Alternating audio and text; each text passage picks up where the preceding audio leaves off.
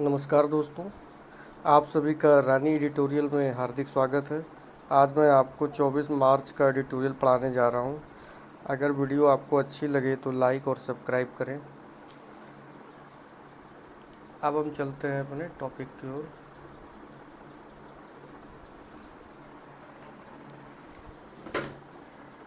ये हमारा 24 मार्च का एडिटोरियल है। इसकी हेडिंग है पेटी पॉलिटिक्स। इसका क्या मतलब है? पेटी का मतलब होता है मतलबी।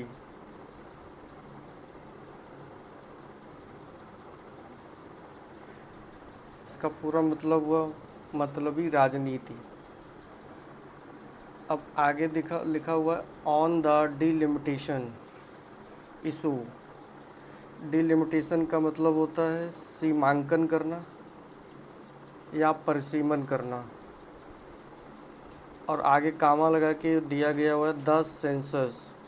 अब ये कामा दिया हुआ है जब दो वर्ड, यहाँ पे दो वर्ड दिए हुए हैं बट ये कॉमा के द्वारा जुड़े हुए हैं, तो इसका बीच क्लोजली ये दोनों जो सेंटेंस दिए हुए हैं कॉमा के बाद, ये आपस में बहुत ज़्यादा क्लोजली जुड़े हुए हैं, इसलिए कॉमा से जोड़ा गया है। इसका कॉमा का मतलब है और,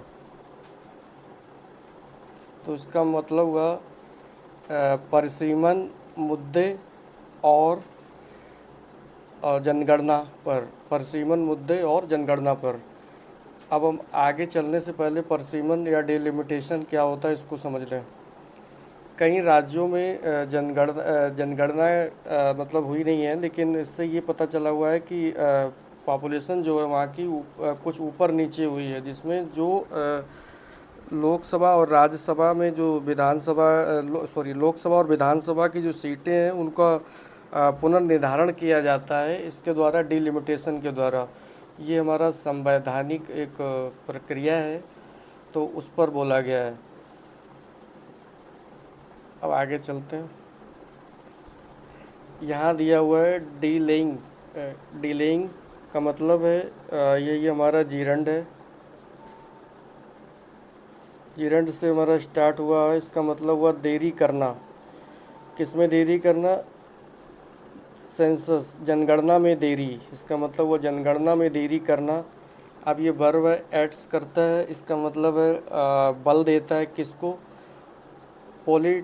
पॉलिटिजाइजेशन, राजनीतिकरण ऑफ डिलिमिटेशन इशू। परिसीमन मुद्दे के राजनीतिकरण को जनगणना में देरी करने से बल मिलता है। इसका ये मतलब है। आगे चलते हैं। द इम्प्रेसिव गैदरिंग, प्रभावशाली जमाव। कहाँ पे? चेन्नई में। प्रभावशाली जमाव। अब ये कॉमा के द्वारा एक आगे सेंटेंस जोड़ा गया हुआ है, या इसको फ्रेज बोलेंगे, तो इसको कॉमा के द्वारा जोड़ा गया है, तो इसका मतलब हुआ फ्रेज इन अपोजिशन। अब इसका मतलब हुआ है जो प्रभावशाली जमाव चेन्नई में हुआ, कब हुआ? ऑन मार्च 22, 2025 को। फिर आगे कॉमा के बाद फिर बात जोड़ी गई है, विच से स्टार्ट है। ये हमारा यहाँ तक जो है ये हमारा एडजेक्टिव क्लॉज दिया गया है, और ये केस इन अपोजिशन बोलते हैं कामा के द्वारा। यहाँ ये था, ये फ्रेज इन अपोजिशन, ये हमारा केस इन अपोजिशन। इसके मतलब जो इम्प्रेसिव जमाव है चेन्नई में, उसके बाद कुछ कही गई है। Which brought together lie A leaders from several states, जो विभिन्न राज्यों से नेताओं को लाई। कौन लाई? Impressive gathering. अब इसमें फिर से ये डैश दिया गया, इसका मतलब है कि इसकी विशेषता कुछ बताई गई है। अब यहाँ पे केस इन अपोजिशन के द्वारा बताई गई थी। अब यहाँ पे इन्होंने कॉमा के द्वारा भी बता सकते हैं, तो इंक्लूडिंग 4 चीफ मिनिस्टर, जिसमें 4 हमारे चीफ मिनिस्टर्स थे, शामिल थे। अब आगे उसके बारे में कहिए। इम्प्रेसिव गैदरिंग जो थी, जमाव था, काहे के लिए हुआ था? इनॉग्रल मीटिंग इनॉग्रल मीटिंग जो होती है, इनॉग्रल का मतलब होता है कि कोई चीज़ जो है ना पहली बार हो रही हो, उसको बोलते हैं इनॉग्रल, या उद्घाटन हो। Meeting of joint action committee की पहली मीटिंग में काहे पे होनी थी? On fair delimitation. जो वो फॉर इनॉग्रल जो मीटिंग हुई है ऑफ द जॉइंट कमेटी की, काहे के लिए? निष्पक्ष जो डिलिमिट परिसीमन पर जो हुई है, उसके बारे में यहाँ इम्प्रेसिव गैदरिंग में बताया गया है। अब आगे वर्ब आई है, यहाँ पे बोला गया है इम्प्रेसिव गैदरिंग जो हुई वो मार्च 2022 को हुई, जिसने बहुत सारे अलग अलग राज्य से हमारे नेता आए, जिसमें 4 चीफ मिनिस्टर शामिल थे। और काहे के लिए थी? For inaugural meeting of joint action committee की मीटिंग थी, जिसका उद्घाटन होना था। काहे पे होनी थी? On fair delimitation. ऑन पर मतलब निष्पक्ष जो परिसीमन होना था, सीमांकन होना था पर। अब इसने इम्प्रेसिव गैदरिंग ने सेंट ए क्लियर मैसेज, एक ऐसा संदेश भेजा हुआ है। अब आगे ये दिए हुए हैं, इसका मतलब है आगे कुछ इसके बारे में बताया जा रहा है कि क्या मैसेज दिया है। एनी डिलिमिटेशन एक्सरसाइज बेस्ड, कोई ऐसी परिसीमन एक्सरसाइज जो बेस्ड आधारित हो केवल on the current population figure, जो हमारी वहाँ की मौजूदा पॉपुलेशन फिगर पर आधारित हो, इज़ अनएक्सेप्टेबल। ये हमारा अनएक्सेप्टेबल है, यानी कि स्वीकार करने योग्य नहीं है, ये बात कही गई है। अब आगे दूसरे सेंटेंस में चलते हैं। The meetings primary demand, meeting की जो प्राथमिक डिमांड थी वो क्या थी? टू एक्सटेंड द फ्रीज, बढ़ाना काहे को? फ्रीज मतलब स्थिरता लानी है काहे पे? On the number of parliamentary constituencies पे हमारी फ्रीज करना है, उसको स्थिरता लानी है, लाने के लिए की गई है। तो एक्सटेंड मतलब बढ़ाने के लिए क्या? स्थिरता किसकी? नंबर ऑफ जो सीटें हैं वहाँ की पार्लियामेंट्री कंस्टिट्यूंसीज, किस पे? बेस्ड ऑन 199 सेंसस के आधार पे, एक बार जब हुई थी 1971 में जनगणना के आधार पर उसकी स्थिरता को बढ़ाने के लिए। फॉर अनदर 25 ईयर, अगले 25 सालों के बढ़ाने के लिए। तो ये बात कही गई है। द मीटिंग्स प्राइमरी डिमांड काहे के लिए थी? To extend freeze number of parliamentary constituencies 1971 के आंकड़ों के आधार पर नए 25 ईयर्स के लिए। अब ये क्या कह रहा है? इकोच मतलब अनुकृत करती है सिमिलर रिजोल्यूशन पास्ड, इकोच दर्शाती है सिमिलर जो रिजोल्यूशन जो passed in recent meeting parties in Tamil Nadu में। ऐसा ही रिसेंट मीटिंग में एक ऐसा ही रेजोल्यूशन पास हुआ, ऐसी अनुकृति को दिखाता है। जो ये मांग कर रहे हैं उससे ये दर्शाया जा रहा है कि सेम ऐसा ही तमिलनाडु में हुआ, उसको दर्शाता है। विच जिसने, अब ये किसने जो ये पार्लियामेंट्री जो कमेटी जो ये बैठाई गई है, मीटिंग्स प्राइमरी डिमांड थी जो, उसको 25 सालों के लिए बढ़ा दिया जाए। और वैसा ही ये दर्शाता है किससे? तमिलनाडु में ऐसा ही सेम हुआ, जिसने प्रपोज किया था 3 साल के एक्सटेंशन को लिए प्रपोज किया था, इसका ये मतलब है। अब आगे चलते हैं। दिस कॉन्सेप्ट ऑफ फ्रीज, ये जो फ्रीज का जो कॉन्सेप्ट है, is a verb not new, नया नहीं है। It was implemented through the, इसको इम्प्लीमेंट किया गया था, ये हमारा पैसिव वॉइस है। इट वाज इम्प्लीमेंटेड, इसका मतलब ये इम्प्लीमेंटेड किया गया है थ्रू 42nd अमेंडमेंट के द्वारा किया गया था, और जो 2000 तक रहा। एंड एक्सटेंडेड अगैन, और दोबारा इसको एक्सटेंड किया गया। क्या एक्सटेंड किया गया? द कॉन्सेप्ट, इसकी बात कही गई, एक्सटेंडेड किया गया। वाज एक्सटेंडेड यहाँ पे देखा जाए तो वाज आएगा, बट सेंटेंस एंड के साथ जुड़ा हुआ है तो वाज एक ही बार आता है। इट वाज इम्प्लीमेंटेड, फिर उसी की बात करी गई है। एंड एक्सटेंडेड अगैन, इसको एक्सटेंड किया गया अगैन वाया 84th अमेंडमेंट के द्वारा बढ़ाया गया, एक्सटेंड किया गया, और जो 2026 तक है। राइटली, अब दूसरा हमारा सेंटेंस है राइटली, उचित रूप से। राइटली का मतलब उचित रूप से। JAC एम्फेसाइज जोर दिया है JCP ने कि, अब ये हमारा यहाँ पे दूसरा क्लॉज चालू है जिसको हम डिपेंडेंट क्लॉज बोलते हैं, दैट से हमारा डिपेंडेंट क्लॉज चालू है। ये हमारा आगे जो था इंडिपेंडेंट क्लॉज था।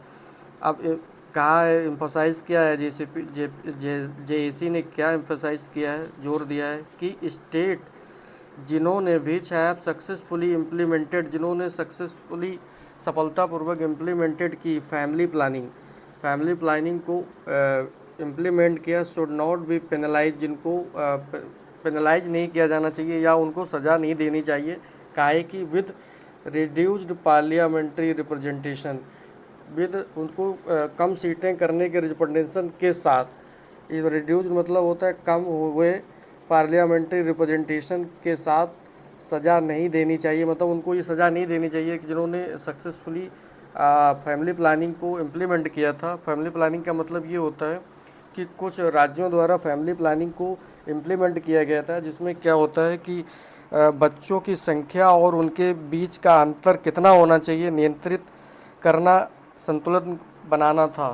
तो कुछ राज्य ऐसे थे जिन्होंने ये स्कीम लाई थी फैमिली प्लानिंग की, तो वहाँ पे उनको सीटें कम नहीं करी जानी चाहिए, क्योंकि जो हमारा डिलिमिटेशन है उसमें जनसंख्या के आधार पर ही लोकसभा और राज्यसभा की सीटें फिर से निर्धारित की जाएंगी, इसका ये मतलब है। तो जिन्होंने राज्यों ने पहले से ही हमारा सीटें कम कर दी हैं, तो उसमें से भी मतलब जनसंख्या कम हुई है तो सीटें भी कम हो जाएंगी। तो उन्होंने ये कहा है कि हमने तो भैया बढ़िया काम किया था, तो हमको सीटें कम करने की सज़ा नहीं दी जानी चाहिए, इसका ये मतलब है। आगे बढ़ते हैं। दिस दिस कंसर्न या चिंता which is particularly prominent in south, जो विशेष रूप से महत्वपूर्ण है इन साउथ में। क्या चीज़, दिस कंसर्न या चिंता, अब उसकी बात कही गई है दिस चिंता की, विच इज़ प्रोमिनेंट, ये जो हमारा सेंटेंस इसके बीच में दिया गया है ये हमारा एडजेक्टिव क्लॉज है जो कंसर्न की विशेषता बता रहा है। तो this concern should not be dismissed, इसको खारिज नहीं किया जाना चाहिए, यहाँ पैसिव वॉइस है। कैसे, एज रीजनल इशू, क्षेत्रीय मुद्दे के रूप में इसको खारिज नहीं किया जाना चाहिए। अब आगे डिस्पाइट दिया है तो यानी कि ये हमारा प्रपोजिशन है, तो आगे प्रपोजिशन फ्रेज बनाएगा। अभी प्रपोजिशन फ्रेज कहाँ तक है, इसको खारिज नहीं किया जाना चाहिए। Despite the strong southern presence and the meeting, despite meeting में साउथर्न की जो प्रेजेंस, स्ट्रॉन्ग प्रेजेंस थी के बावजूद इसको खारिज नहीं किया जाना चाहिए, इसका मतलब है। विच वाज, अब ये जो मीटिंग थी ये किसके द्वारा होस्टेड की गई थी, which was hosted passive voice है भाई तमिलनाडु चीफ मिनिस्टर, जिसको तमिलनाडु के चीफ मिनिस्टर के स्टालिन द्वारा होस्ट किया गया है। एंड आगे बताया गया है यही मीटिंग क्या हुई, attended by Kerala chief minister Pinarayi Vijayan के द्वारा अटेंड किया गया, और आगे किसके द्वारा, तेलंगाना चीफ मिनिस्टर रेवनाथ रेड्डी के द्वारा अटेंड किया गया। And Karnataka deputy chief minister DK Shivakumar के द्वारा अटेंड किया गया।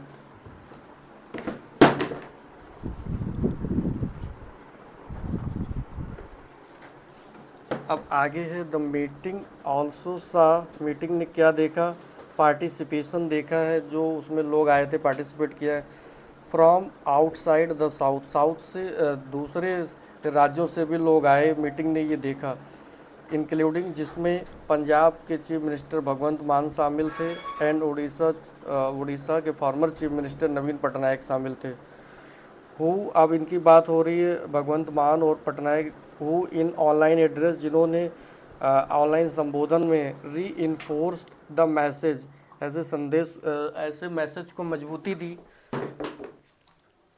ऐसे संदेश को मजबूती दी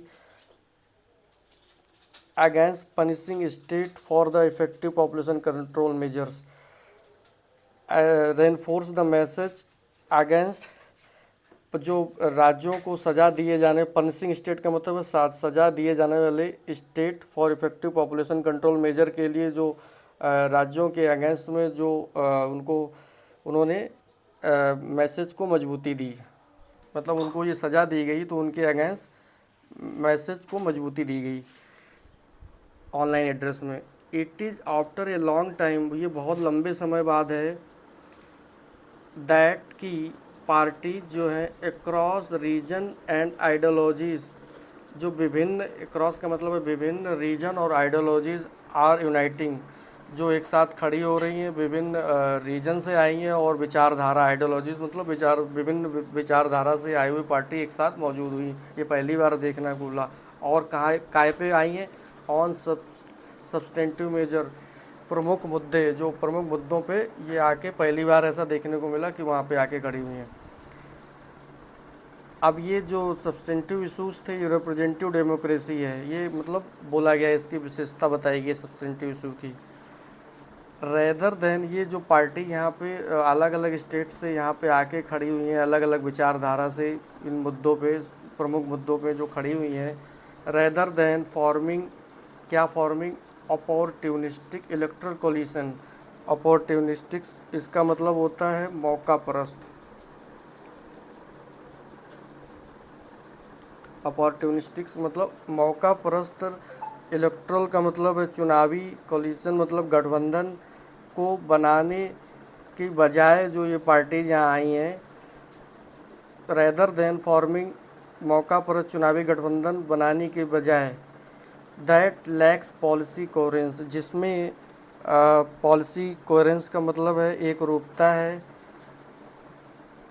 कि आपस में एक तो रूपता उनको मतलब देखने को मिली। पॉलिसी मतलब नीतिगत एक रूपता देख है। दैट लैक्स, सॉरी, इसका मतलब है दैट लैक्स पॉलिसी कोहेरेंस का मतलब है जो अपॉर्चुनिस्टिक्स पार्टी होती है, मौका परस्त राजनीतिक जो पार्टियां होती हैं, उसमें एक रूपता नहीं होती है। ये पार्टी जो आई हैं, एक बार इन्होंने मौका परस्त जो चुनावी गठबंधन है उससे परे होकर आई हुई हैं, इसका मतलब है। और उसके बाद ये जो विशेषता बताई गई है, इसकी बताई गई है मौका परस्त वाली पार्टी की, जिसमें जो होता है नीतिगत एकरूपता नहीं होती है, इसके बारे में बोला गया। आगे अब हम चलते हैं दूसरे पैराग्राफ की तरफ।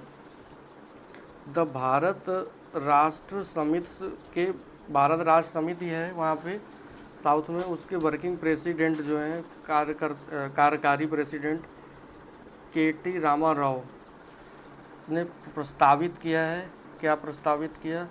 कंसीडरिंग ए स्टेट फिजिकल कंट्रीब्यूशन, राज्य के राजकोषी जो उनका योगदान था उसको एज ए पैरामीटर, मानदंड के रूप में कंसीडर करना प्रपोज किया है इन डिलिमिटेशन प्रोसेस।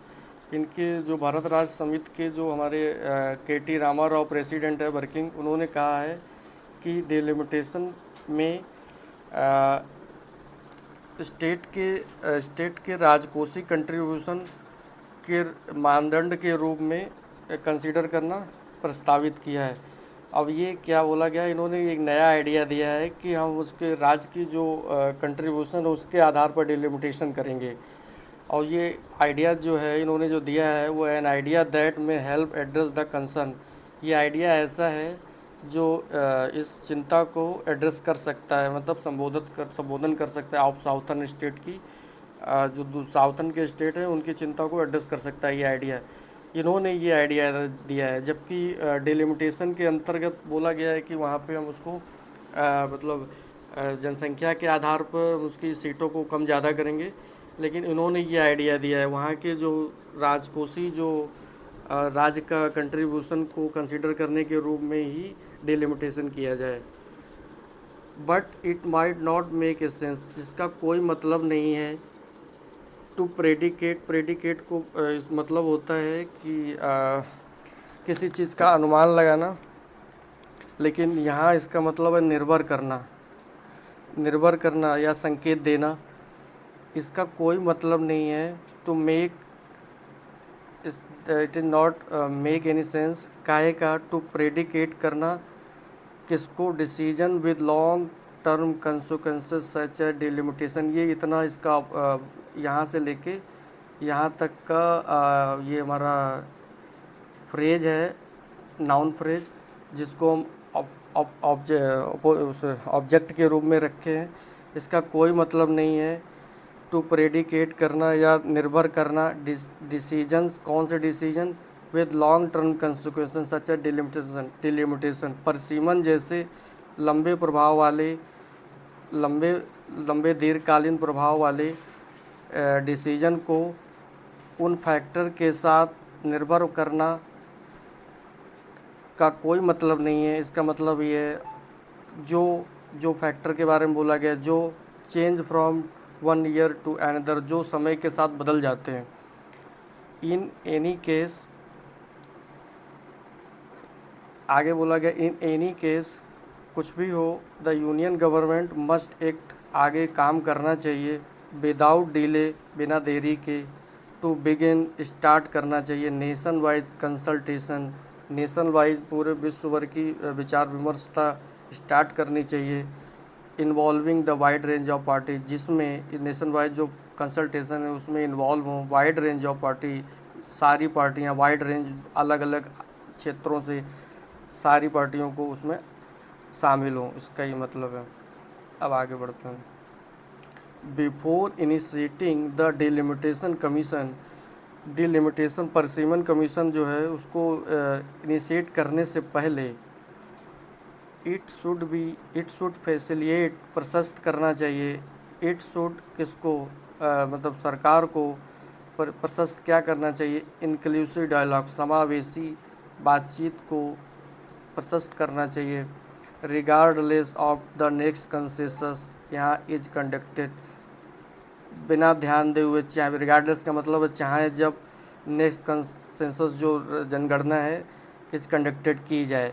अब ये नेक्स्ट जो कंसेंसस है उसकी यहाँ पे वो बताई गई है कि ये जब मैंने बताया था कि जब कोई चीज़ बताई जाए उसके बाद दो ऐसे करके लाइनें खींची जाएँ तो उसके बीच में जो बोला जाता है तो वो उसका एक तरीके से एडजेक्टिव होता है। तो ये एन इसेंशियल, ये जो हमारा इसेंशियल प्रीरेक्विजिट जो सेंसस है ये क्या है, एक महत्वपूर्ण शर्त है, इसका ये मतलब है एक महत्वपूर्ण पूर्व शर्त। प्रीरेक्विजिट का मतलब होता है पूर्व शर्त। तो ये जो प्रीरेक्विजिट है इसको स्टार्ट किया जाना है, इसेंशियल प्रीरेक्विजिट है। It should facilitate inclusive dialogue, इसको समावेशी बातचीत स्टार्ट करनी चाहिए, फैसिलिएट प्रशस्त करनी चाहिए, चाहे व्हेन द नेक्स्ट कंसेंसस, अब इसके बाद ये इसका एडजेक्टिव दिया था उसके बाद आगे बात बढ़ाएगी, इट्स कंडक्टेड, चाहे जब वो नेक्स्ट जनगणना हो। सो फॉर, अभी तक statement from union ministers have failed, अभी तक स्टेटमेंट जो यूनियन मिनिस्टर का स्टेटमेंट फेल हो गया है टू प्रोवाइड क्लैरिटी प्रोवाइड करने में। ये हमारा इन्फेंटिव है, इसका मतलब नानी से होता है, क्लैरिटी को प्रोवाइड करने में फेल हो गया है। द सेंटर मस्ट रिकॉग्नाइज, केंद्र को रिकॉग्नाइज करना चाहिए, पहचान करनी चाहिए the importance of transparency, transparency के इम्पोर्टेंस को, और consultation on this inexplicable delay, inexplicable का मतलब होता है जिसकी व्याख्या ना की जाए, या यहाँ पे बोला जाएगा इनएक्सप्लिकेबल का मतलब है अबूझ या व्याख्या ना करने योग्य। अबूझ देरी पर कंसल्टेशन और ट्रांसपेरेंसी पर इम्पोर्टेंस को रिकॉग्नाइज सेंटर को करना चाहिए। इन एक्सप्लिकेबल, इसका मतलब है अबूझ या व्याख्या न करने योग्य। अब आगे दिया गया ये क्यों है, जब तक, इसका मतलब है इनएक्सप्लिकेबल ही है, इसका मतलब है व्याख्या ना करने योग्य ही है।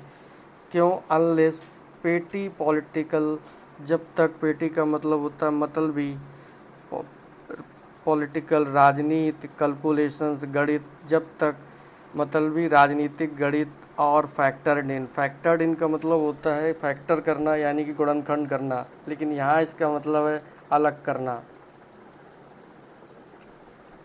जब ये अब जो इन एक्सप्लिकेबल है इसका मतलब है अबूझ या व्याख्या न करने योग्य ही है। क्यों है, जब तक कि मतलबी राजनीतिक गणित को अलग ना कर दिया जाए, इसका ये मतलब है।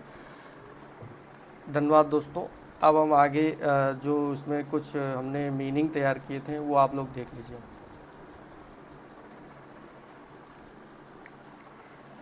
हमने ये वीडियो थोड़ा बनाने की दूसरा वीडियो बनाने की कोशिश की है। इसमें कुछ गलतियां भी हुई होंगी, तो हम उम्मीद करते हैं कि आगे से इसमें कुछ सुधार हो। आपका रानी एडिटोरियल में हार्दिक अभिनंदन। धन्यवाद।